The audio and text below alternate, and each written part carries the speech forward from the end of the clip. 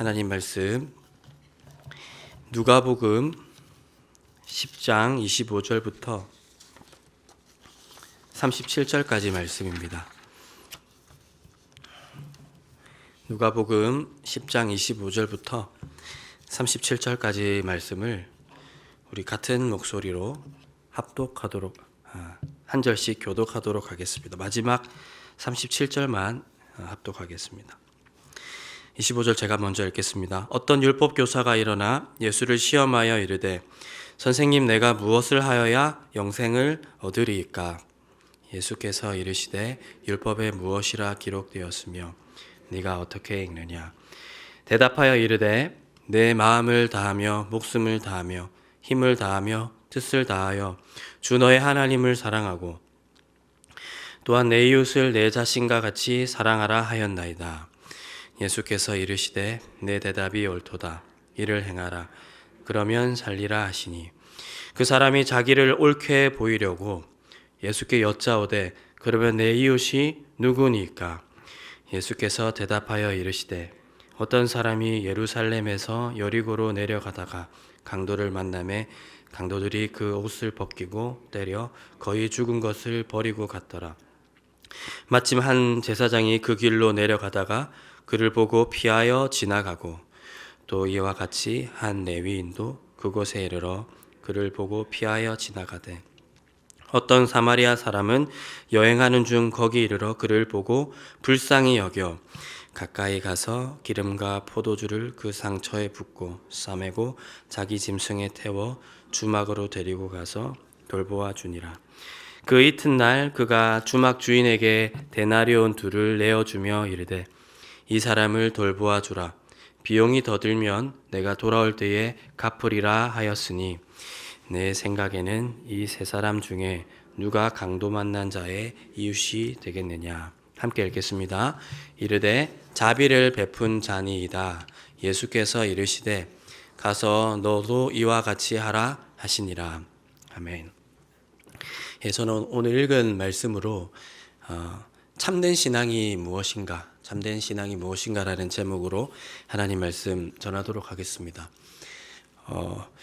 수요 기도에 나오신 성도님들의 공통점이 무엇인가 고민을 해봤습니다. 뭐가 우리를 이렇게 묶어낼 만한 공통점일까? 그것은 아마 예수님을 더 잘 믿기를 바라는 마음 아닐까라고 생각했습니다. 우리 삶을 깊숙이, 나 자신만 아는 내 삶에 깊숙이 있는 부족한 부분도 있죠. 그래서 그 삶의 부족한 부분을 보면 실망할 때도 있지만 그래도 아주 큰 틀에서 우리는 하나님을 더 온전히 믿기를 바라고 있습니다. 그래서 이 자리에 나온 거죠. 물론 이제 온라인에 참여하는 분들도 그럴 것입니다. 바라기는 오늘 이 자리에 있는 모든 성도님들이 예수님을 더 온전히 믿게 되기를 간절히 소망합니다. 더 온전히, 더 성숙한 신앙인으로 세워지기를 간절히 소망합니다.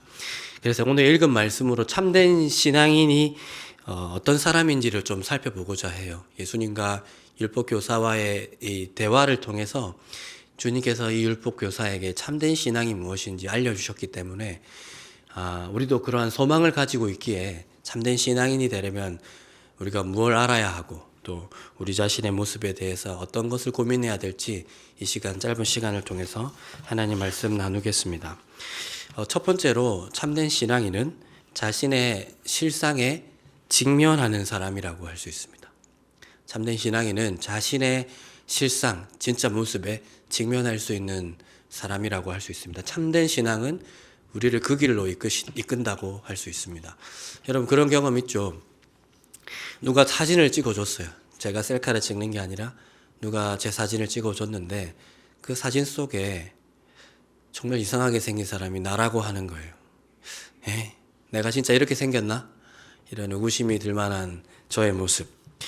우리는 제각기 셀카에 익숙한 세계를 살아가고 있습니다. 그래서 그 셀카, 내가 통제해서 나를 찍은 그 모습이 진짜 내 얼굴이라고 모두 믿고 살아가고 있죠. 그래서 그 모습을 기준으로 제 얼굴에 대한 이데아 혹은 이상향을 제각각 가지고 있습니다. 그 얼굴로 저는 지금 제가 설교하는 줄 알고 있고요. 그 얼굴로 직장에 나가거나 그 얼굴에 얼굴을 가지고 직장에서 PT 발표도 하는 줄 압니다. 하지만 단언하건대 그 얼굴은 여러분의 얼굴이 아닙니다. 그 얼굴은 우리의 얼굴이 아닙니다. 이게 진짜 나라고 하는 이 누군가가 찍어준 낯선 사진 속의 낯선 얼굴이 내 얼굴에 가깝다 할 수 있겠습니다. 여러분, 이와 같이 참된 신앙은요, 자기의 진짜 모습에 직면하는 것이라고 할 수 있습니다. 아, 내가 이렇게 생겼구나, 내 모습은 이렇구나 하는 것을 담담히 받아들이는 것이 참된 신앙인의 모습이라고 할 수 있습니다. 오늘 율법교사, 본문에 나오는 율법교사는 자신에 대한 그릇된 이해를 가지고 있는 사람이라고 할 수 있습니다. 나는 율법에 정통하다. 나는 율법을 제대로 알고 있다. 그리고 추후에 말하게 되겠지만 나는 아는 것뿐만 아니라 율법을 제대로 지키고 있는 옳은 사람, 의로운 사람이라고 자기 자신에 대한 착각을 정말로 많이 가지고 있었던 사람이 율법교사라고 할 수 있습니다. 그렇기에 그런 그릇된 자기 이해에 근거해서 오늘 본문에서 율법교사가 예수님 앞에서 추후에 자기 실상을 깨닫고 나서 보면 민망하게 될 행동들을 쭉 보여주고 있다고 할 수 있습니다. 잠잠히 많은 청중 속에서 말씀 그냥 가만히 들으면 됐습니다. 그런데 율법교사 어떻게 합니까? 갑자기 벌떡 자리에서 일어나서 무엇을 하여야 영생을 얻을 수 있겠습니까? 거창한 질문을, 자기 수준에도 맞지 않은 그 질문을 던지고 있더라는 거예요. 25절이죠. 무엇을 해야 영생을 얻을 수 있겠습니까? 여러분, 이거 궁금해서 물어보는 걸까요? TV를 보던, 저희 집에 TV는 없지만 TV를 많이 본다고 하면 아내가 김태희 씨가 나오는 걸 보고 저한테 물어봅니다. 내가 예뻐, 김태희가 예뻐? 여러분, 이거 궁금해서 물어보는 거 아니죠. 자기가 갖고 있는 생각을 더 정당화시키기 위해서입니다. 오늘 본문에서도 말하기를 시험하고자라고 분명히 말하고 있습니다. 시험하고자 질문하였습니다. 랍비 대 랍비로, 이 사람도 율법 교사니까 랍비로 불렸겠죠. 예수님도 랍비로 불렸습니다. 라보니, 랍비 이렇게 불렸습니다. 그렇기 때문에 랍비 대 랍비로 율법을 누가 더 잘 해석하고 누가 더 잘 이해하고 있는지 그걸 한번 겨뤄보자라는 심사안이었습니다. 속내는 이거죠. 예수, 당신 나한테 안 될걸. 내가 정리한 답에 근접하다면 다행이지만 틀린 말 하면 단번에 논쟁에서 깨부술 생각이었습니다. 여러분, 학교를 다니다 보면 이런 학생들 꼭 있습니다. 자기 자신을 교수님보다 더 똑똑하게 여기는 그 세계관 안에서 어떤 학생은 꼭 수업 끝나갈 때쯤에, 거의 끝났는데 질문을 합니다. 질문을 듣다 보면 저게 질문인지 또 다른 수업인지 헷갈릴 정도예요. 자기를 교수님보다 더 똑똑하다고 여겼기 때문입니다. 장황하고 거의 주장에 가깝죠. 교수님이 한 그 강의보다 훨씬 더 많은 정보를 담고 있는 질문을 하고 있는 겁니다. 그런 질문을 듣는 이제 평범한 저와 같은 학생은 뭐라고 생각할까요? 아, 빨리 밥 먹으러 가야 되는데 쉬는 시간 놔두고 왜 지금 하지? 뭐 이런 생각을 가지는 거죠. 경험에서 우러나오는 웃음이 터져 나오고 있습니다. 예수님은요, 무엇을 하여야 영생을 얻을 수 있겠습니까? 어떤 저의를 가진 율법교사의 질문에 곧바로 무안을 주시고 답을 주시지 않고요, 살짝 비켜 세우시면서 판을 한번 쫙 깔아주십니다. 뭐라고 하십니까? 그대는 율법을 어떻게 읽느냐? 그래, 네가 하고 싶은 말이 있는 것 같은데 한번 해봐. 그랬더니 이제 비켜주시니까 예수님이 신이 나서 율법교사 대답을 하죠. 뭐라고 합니까? 하나님을 사랑하고 이웃을 사랑하는 것입니다 라고 답하였습니다. 예수님이 들어보니까 이 사람이 어느 정도 정확하게 알고 있는 것 같아요. 이 답을 듣고 예수님이 칭찬까지 하였습니다.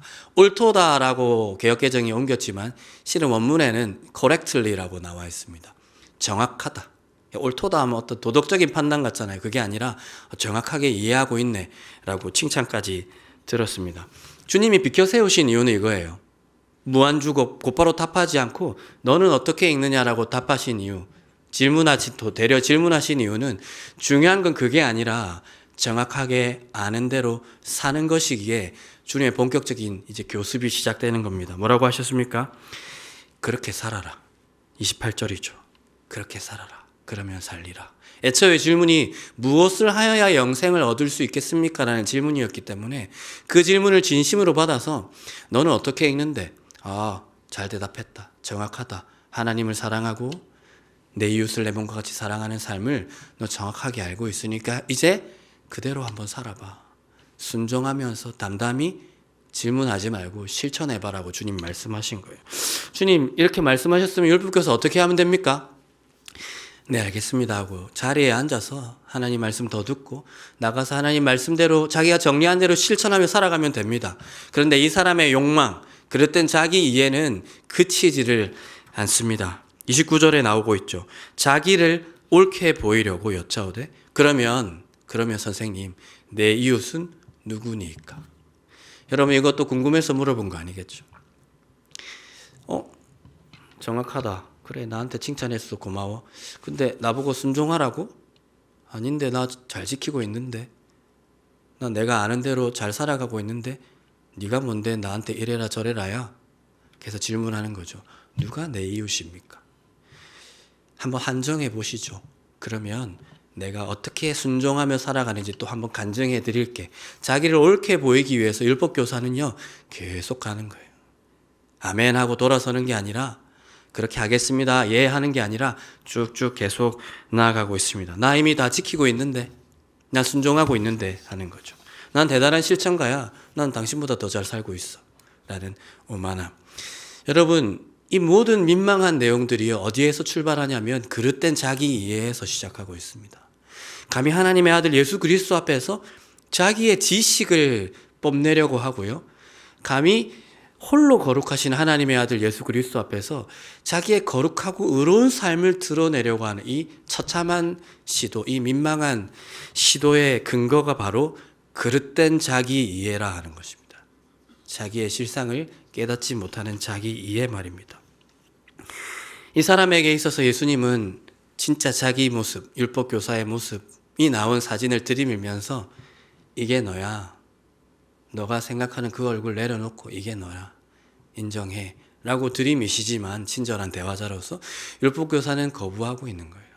셀카에 익숙한 그 셀카의 세계에 계속 살아가려고 한다 하는 것입니다. 사랑하는 성도 여러분, 참된 신앙은 논쟁만 하는 신앙이 아닙니다. 물론 필요하죠. 논쟁도. 질문해야 됩니다. 그런데 이건 한도 끝도 없게 되는 거예요.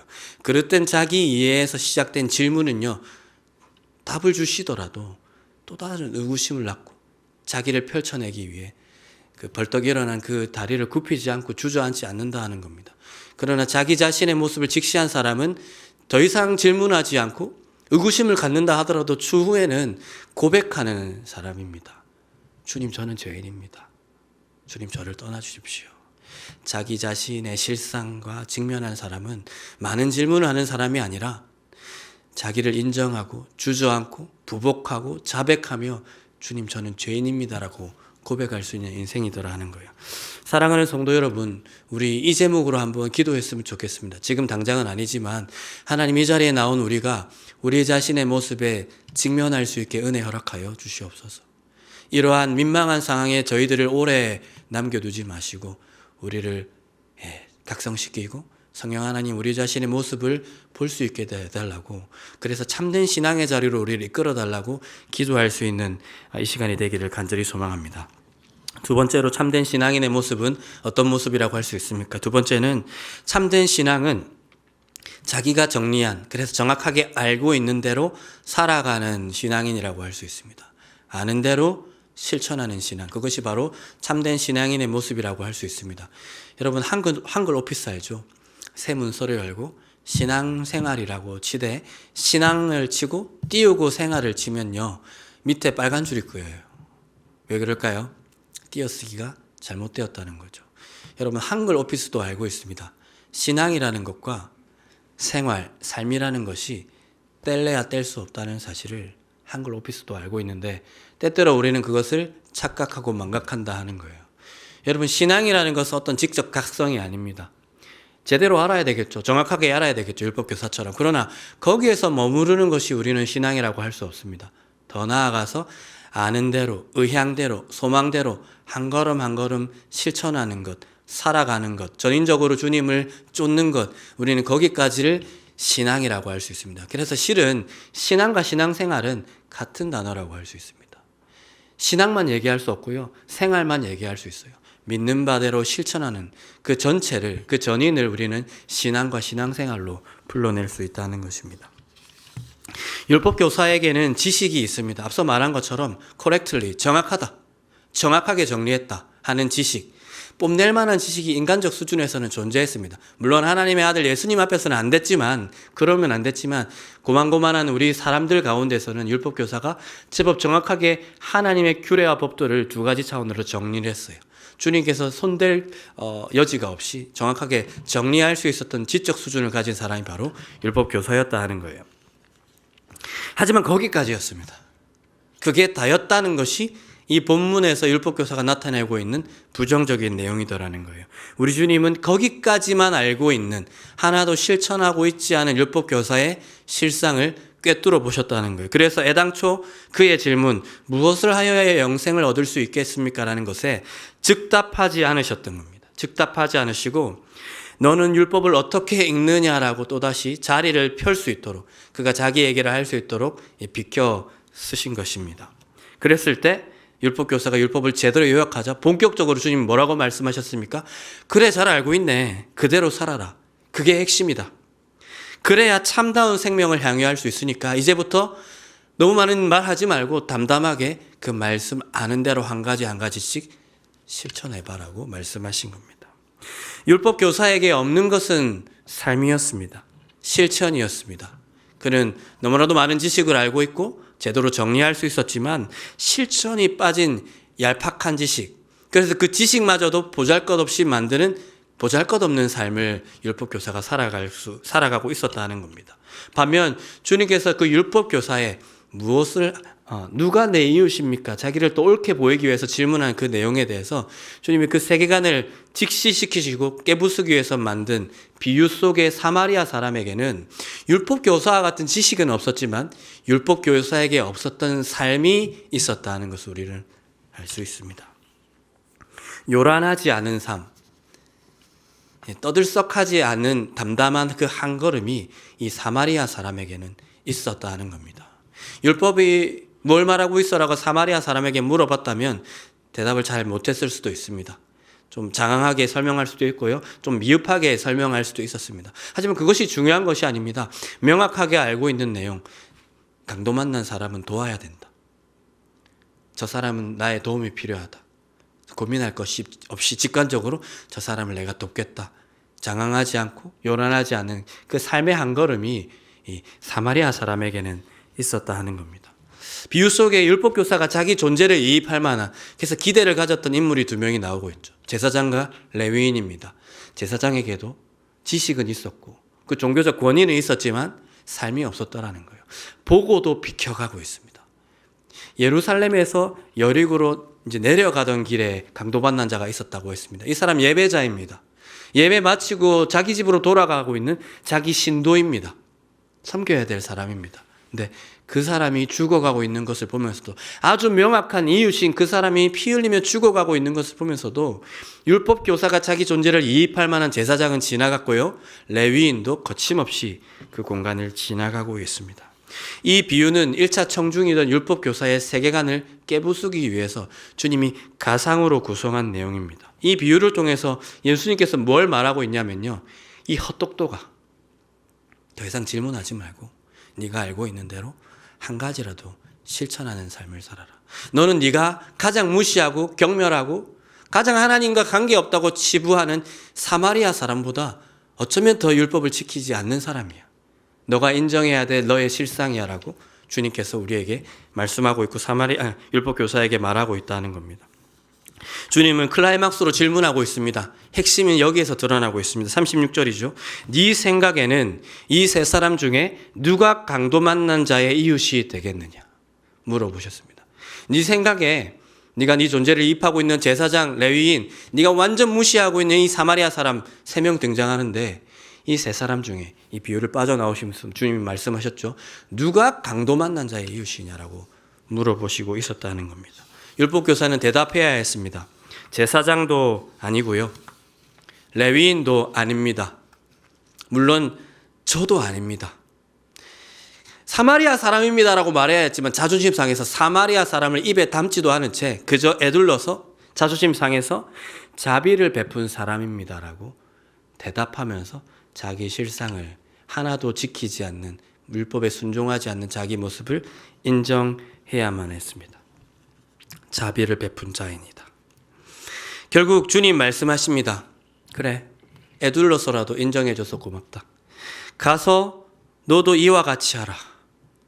가서 너도 이와 같이, 누구와 같이요? 네가 가장 경멸하고 그 사람 앞에서 어깨를 쫙 펼 수 있는 대상이라고 여겼던, 하나님도 없고 삶도 없다고 치부했던 그 사마리아 사람, 그러나 알고 보니까 너보다 훨씬 더 율법을 잘 지키고 있는 그 사람처럼 똑같이 하라 하는 것입니다. 이제 알겠니? 이제 가라.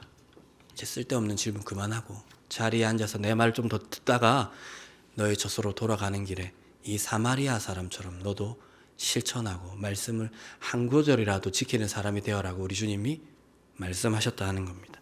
사랑하는 성도 여러분, 예수님의 눈은 누구를 주목하고 있을까요?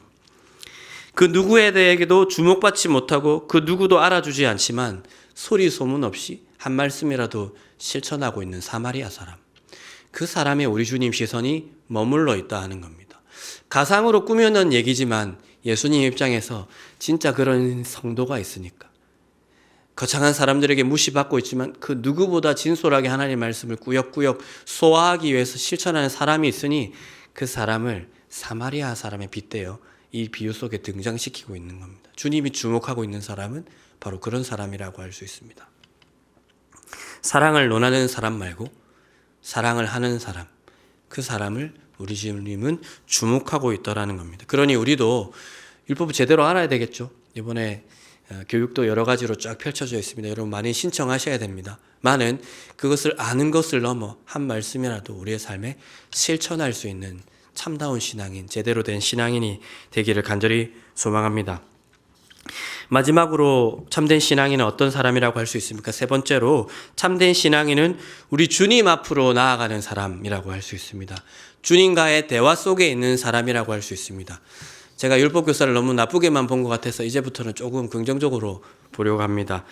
긍정적으로 본다고 해서 이제까지 내용을 전부 엎으면서 긍정적으로 볼 여지는 없고요. 그래도 이 사람 다른 율법 교사에 비해서 예수님과의 인접거리에 있었다라는 그 사실은 우리에게 유의미한 교훈을 준다고 할 수 있겠습니다. 그가 예수님과의 대화에 참여하고 있었던 사실, 주님 말씀이 있는 그 자리에 1차 의도는 시비를 걸기 위해 갔다 하더라도 그래도 그 공간 안에 있었다는 사실이 그 사람에게 소망이 될 수 있다는 겁니다. 여러분, 우리는 우리 스스로 혼자 관조하면서 우리 자신의 모습을 깨달을 수 없습니다. 내가 하나도 실천하고 있지 않다라는 그 폭로를 나 스스로의 고민과 나 스스로의 사유를 통해서 절대로 우리는 도달할 수 없는 내용입니다. 주님 앞에 서야 한다는 거예요. 주님과의 대화에 있는 사람, 그 사람은 그렇지 않는 사람에 비해 훨씬 더 유익을 누릴 수 있는 사람이기 때문입니다. 그거라도 해야 여지가 열리기 때문입니다. 여지가 열리기 때문입니다. 자기 모습에 직면할 수 있는 여지, 제대로 된 삶으로 하나님께 영광 돌릴 수 있는 여지 말입니다. 우리는 부족하지만 이 자리에 왔습니다. 주님과 대화하는 그 기도의 자리에 동참하기 위해서 이 자리에 나왔습니다.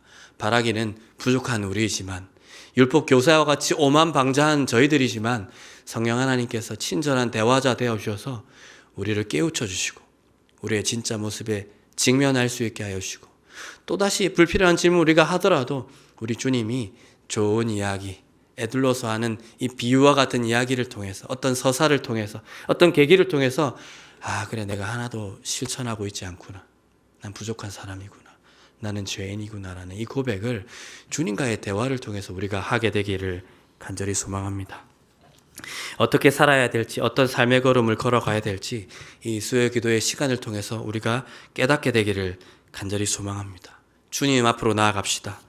부끄러움을 당하고 꾸중을 듣고 그래서 민망해질 수는 있겠지만 우리 주님께 나아갑시다. 그분 안에 치료받고 우리의 모습을 깨닫고 온전한 삶의 걸음을 회복하게 되기를 간절히 소망합니다.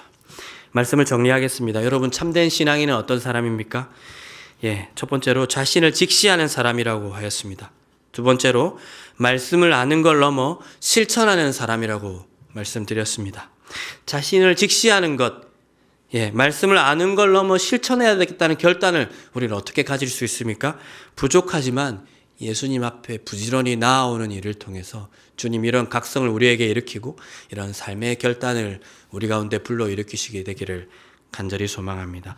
주님 앞에 서심으로 성령 안에서 나의 모습을 직시하고 아는 걸 넘어 한 말씀이라도 실천하게 되기를, 그러한 우리 샘물 성도님 되기를 간절히 소망합니다. 이 시간에 우리 찬양하겠습니다. 성령이 오셨네.